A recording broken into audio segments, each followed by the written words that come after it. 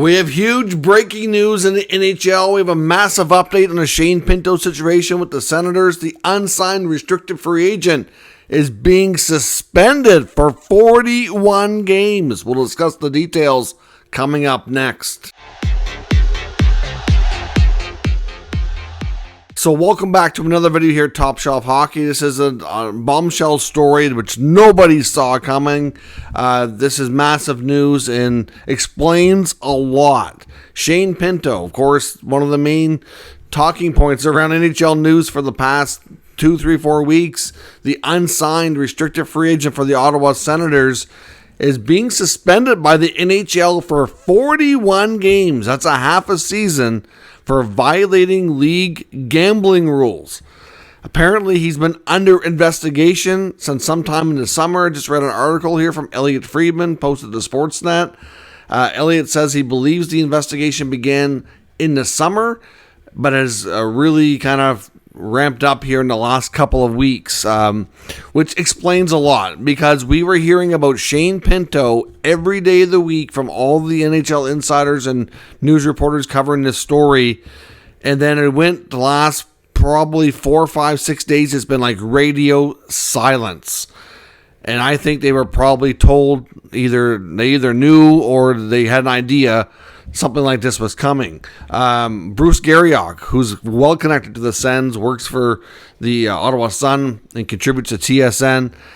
His last hit on TV last weekend, talking about Shea Pinto, he said that he felt the resolution would be coming here shortly and that he did not necessarily see it being a contract extension.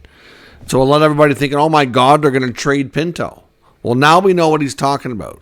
Now, of course, this news is going to bring more questions and answers in a way. Like, for example, you can't serve a suspension if you're not under contract. So he's not signed yet. So this suspension, wouldn't even have kicked in. They can't retroactively do this back to the beginning of the season. So it's going to end up being more than 41 games that he misses this year. At least that's the way it looks, in my opinion. Apparently, just seen another update here. I had to pause the recording of this because there was more news. Bruce Garriock is saying that the NHLPA, of course, has been aware of this investigation, which makes sense, and that they've been negotiating with the league on his behalf, and that they likely will file an appeal to see if they can get this number of games reduced. So, of course, I don't know how that's all going to work. That'll take some time for sure.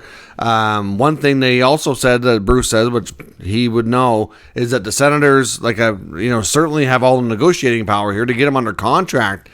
You think they're going to go, and offer him as much as he was looking for? I doubt it. He said they've rescinded all previous offers, and they're going to try to basically make him sign his qualifying offer, which it would be a lot less than what they were talking about. They were talking like $2.5 million. His qualifying offer would only be a bit more than his rookie contract, which, you hate to see anything like this happen, but from a cap perspective and from keeping the team together perspective, this is going to help the Senators in a way. It's going to hurt, though, short term, because they're a better team with Shea Pinto, and obviously it really, it really impacts things knowing what he did and what kind of trouble he's under, not going to be able to play for an extended period of time.